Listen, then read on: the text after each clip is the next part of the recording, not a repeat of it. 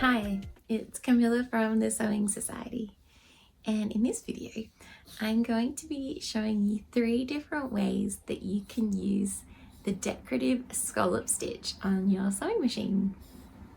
The scallop stitch is one of my favorites and it makes things look so pretty with not much effort. One of the items is a scrunchie.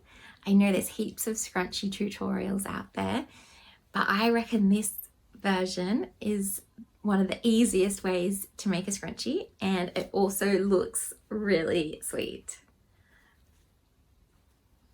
Okay, let's get started. First up, we're going to make scrunchies. To make your scrunchie, you will need a strip of fabric that measures approximately 92 centimeters by 14 centimeters wide, or 1 yard by 5.5 inches. Fold your strip in half, right sides together, and sew the 2 short ends together. I've allowed a 1 centimeter seam allowance. Press the seam open so that it lies flat. Next, we need to fold the loop of fabric in half lengthways with wrong sides together. Using a long stitch or basting stitch, sew the strip together, leaving an opening to thread the elastic through.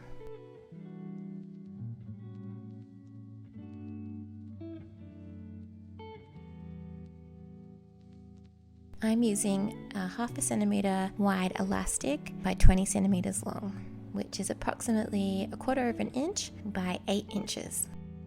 To thread the elastic through, I use a safety pin on one end and I pin the other end of the elastic to the seam allowance so that it doesn't get lost into the casing.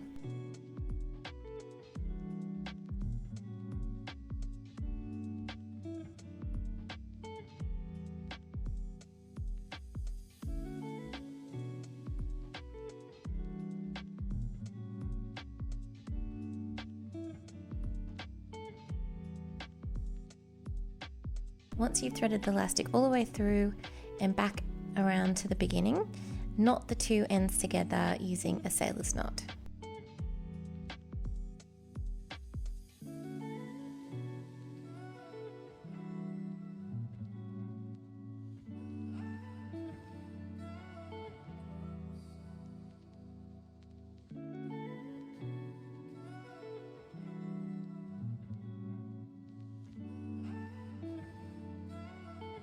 Now we need to get the sewing machine ready for scallop stitch. On my machine it's setting number 22, but each machine will be different. Your machine might have the stitch settings on a dial, in which case you just turn the dial to the scallop stitch. Now with all the layers together, we're going to start stitching. I'm using the edge of the foot as a guide to keep the measurement even all the way around.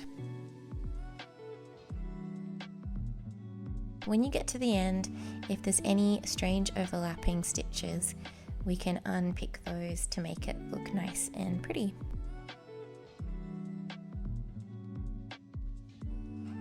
Next, we need to remove the basting stitches, and once we've done that, all that's left to do is trim away the excess fabric to reveal the scalloped edge.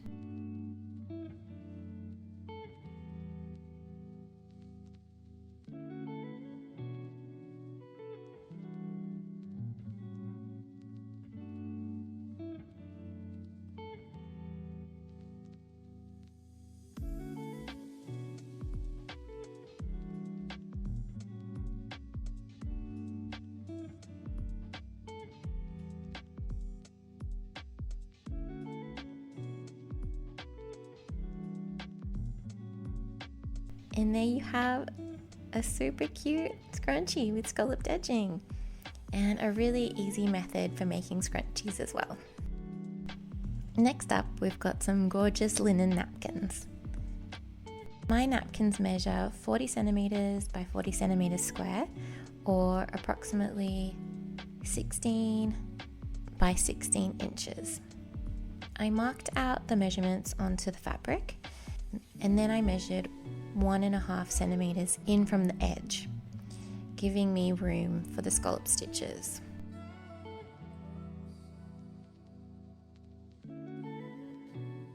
And a guide for the sewing machine foot to follow so that everything is nice and straight.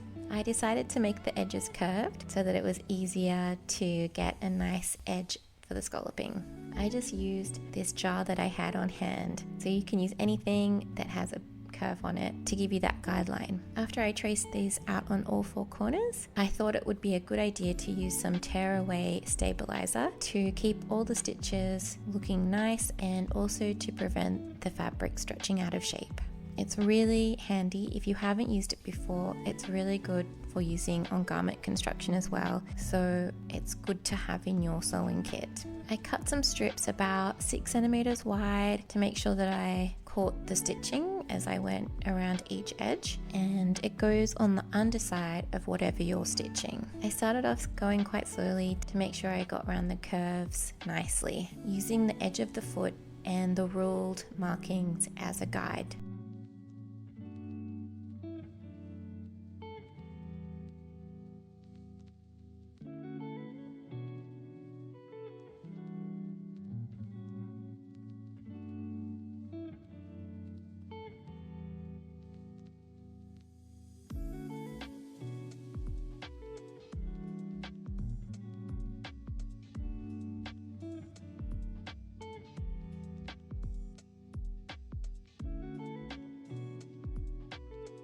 After you've finished stitching the scallops, all that's left to do is tear out the tearaway, which is pretty easy, and clip away the excess fabric to reveal the scalloped edge.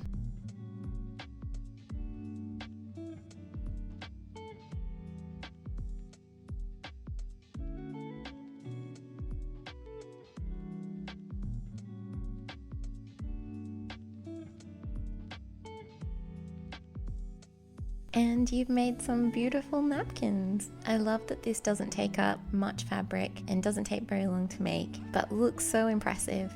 And you can mix and match the colors or have matching thread. It's totally up to you and your creative imagination. Next up, we've got scalloped ruffles. Today I'm going to show you how to add ruffles to a shirt cuff. This shirt was already made up, so I'm adding the ruffle after it was made. I cut strips of fabric for the ruffles that measured 6 centimeters wide by 50 centimeters long, double the measurement of the cuff. I finished off the 2 shorter ends, then using some tearaway again underneath my ruffle and the foot as a guide, I go ahead and put scallop stitch all the way along the long edge of the ruffle.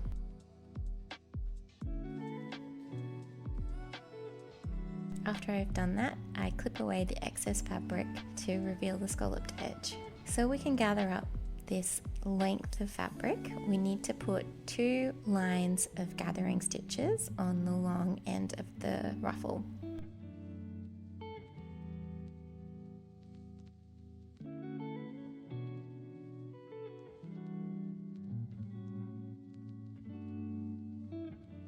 Next, we need to gather up our piece of fabric to fit into the width of the cuff.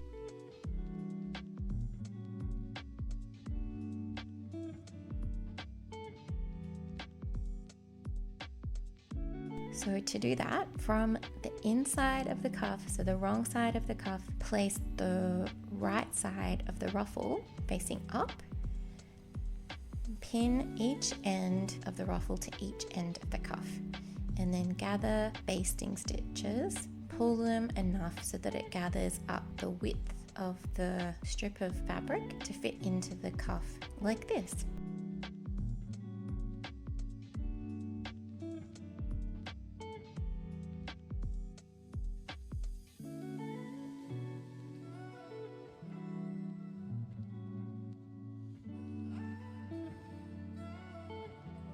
Then stitch this in place about 1/2 centimeter away from the edge. Trim this back a little bit so that it doesn't poke through onto the right side of the cuff when we sew the ruffle down.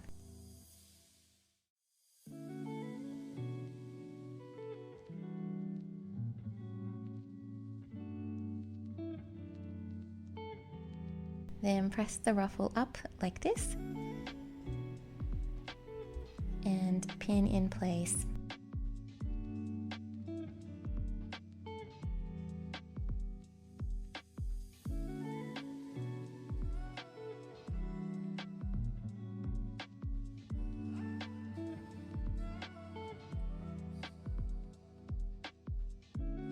Stitch in place, and then all that's left to do is remove the basting stitches.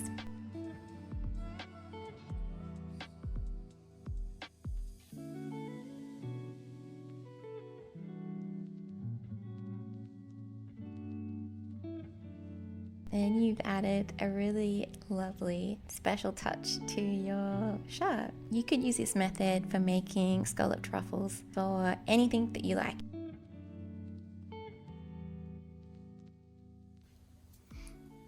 I love scallops so much, so I don't know what it is about them, but they just bring me so much joy.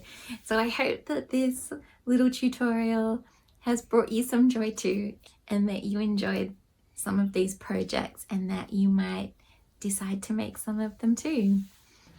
Please give this video a like and subscribe if you haven't already for some more sewing videos like this one.